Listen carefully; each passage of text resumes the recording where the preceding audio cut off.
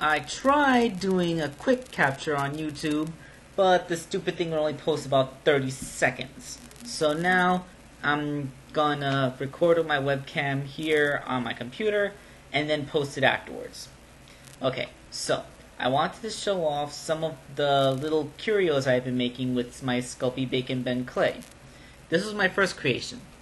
It's a keychain made in the image of Metal Sonic. Now, I cheated a little bit with this figure. The large portion of the face, the cheeks and the eyes, are painted on, and the details in the hands also painted on. They're just yellow, and then I painted gray and black on them. Other than that, you know, this is completely handmade. I made it. The only tools I used were my fingers. And after using this one as practice, I moved on and made a keychain of Sonic himself. Now Sonic, funny story, I had run out of blue clay. I only had green left and skin color. So this Sonic is actually green, and I painted in blue. Actually, anything on him that's not skin, his cheeks, ears, belly, arms, everything else is painted, right down to the shoes. Yeah. And then, after I made Sonic, I felt the need to create Super Sonic.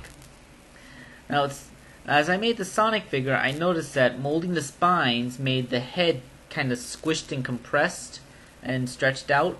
So what I did here was I made a round bead for the head and baked that so it'll be hard, and then I made the spines on top of it. Only problem is that I didn't blend the cheeks quite well, so that it kind of looked like a chipmunk face. So after the fact, I had to take excess clay off the cheeks, and that created kind of bumps here. It's you know, it's not really noticeable unless you look close. Something a little more noticeable is that since I had to paint it yellow, and yellow is a light color, tiny particles of dust got all over the figure as the paint was drying, so it creates kind of a dirty look. If I made another Supersonic in the future, I would definitely make it out of yellow clay. Then to prove to myself that I could make something besides Sonic characters, I made Link. From Legend of Zelda, of course. This actually used up the last of my clay reserves at the time. You know, he's green and skin color, so it's not as painted as the Sonic figures are. The hair's painted. And the shield. I put a lot of detail into this shield. I had to use a paintbrush, and it was very tiny and difficult to do. And I got some clay later on, and I made this. It's the Sonic Team logo, and I fixed a pin onto the back of it to make it into a badge. I wore this at Comic-Con, and people were really impressed with it. Also showing off the Bacon Bend clay's flexibility. It hardens like rubber, so it's resistant to scratching, chipping, breaking. It's very durable stuff. And then I went back to making keychains. I wanted to see if I could make a slightly more complicated character than before, so I moved on to Rouge the Bat. Yeah, it takes a lot of, again, only my fingers. I don't use any special tools when I make these things. You know, I got wings on the back, her hair, those eyelashes. Those are also clay. It's really, the hard part really is making heart shapes using nothing but your fingers. You know, it's like, look at that. Making something smaller than your fingers with your fingers is a pretty tall order. So after I made Rouge the Bat, I moved on to make more Sonic characters. This one's Silver the Hedgehog. The big challenge with Silver was that 5-pointed spine on his forehead. You know, again, making it with fingers, and it was so thin, wanted to collapse under its own weight, so I had to really work hard to make that one. After I made Silver, I made Blaze the Cat. She came out pretty well. I managed to blend the purple colors isn't part of the default. I had to blend just the right shades of blue, red, and white to get the exact shades of purple that she is in the video game. And the only flaw is, looking back at Rouge the Bat, you see where her glove ends? She has a little bit of a shoulder, you know, a little piece of arm, you know? When I made Blaze, I forgot about that little piece of arm, so she just kind of has hands coming out of her waist for no reason. That look kind of...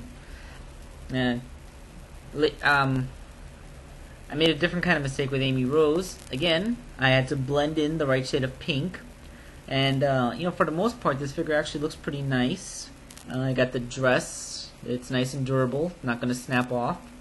Only problem is, I forgot to compensate for the thickness of her hands when I made her head. So as a result, I had to curl her two middle spines outwards. If I make another Amy in the future, I'll have to be careful.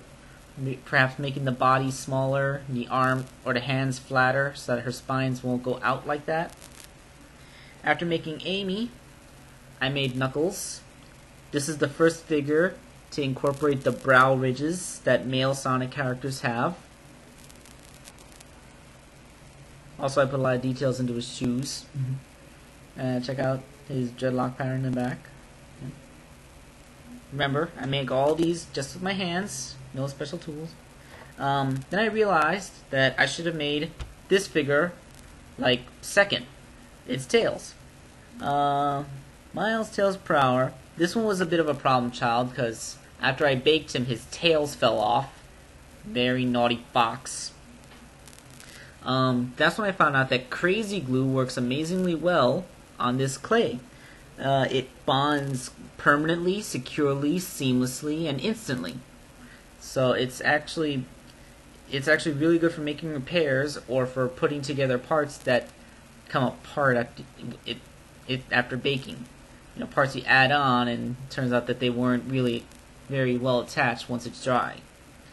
Alright, after I made Tails, I was feeling a little bit bold, so I put an unusual level of detail in Shadow the Hedgehog. He has the whole shebang. He has the brow ridges, he has those little red peaks of clay in his eyes, he has his two-tone spines and the pattern, and I went into a crazy amount of detail for making his shoes, even the little hover jet thingies on the bottom. So the Shadow figure in the entire set's probably the most detailed one, most complicated, and I think it's the best looking. Should be for all the effort I put into him. After that, on a whim, I decided to make Cream the Rabbit. Notice I also made a little Cheese figure to scale, which I stuck on her shoulder. Cheese is by far the tiniest thing I made with this clay. Pretty much every detail on him is so small. I even got wings on the back, if you can see that. Yeah. Also, this is polymer-based clay. It hardens like rubber. It's very resistant to any kind of damage.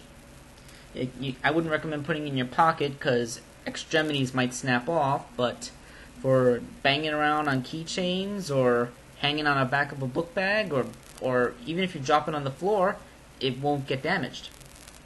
And this one was largely made by accident. I was blending color for a different project and it came out the wrong shade, so I made Espio the Chameleon, my favorite member of the Chaotix. Made his little curly tail. He has those spikes on his back.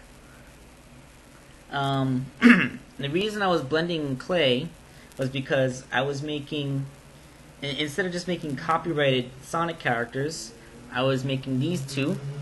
These are my friend's fan-made characters for the Sonic series. One's a cat and one's an echidna, you know. Yeah, so yeah, I was trying to blend in this unique shade of pinkish purple, and it came out too purple. That's why I made Espio. But you know, if you want to buy one of these, I'm selling them as little clay commissions. The link will be on my DeviantArt gallery. I'll put the link in the sidebar, and I really hope that someone orders, because you know I like making these, but you know the clay doesn't pay for itself. So thank you very much for paying attention, and I hope you like seeing my little clay curios.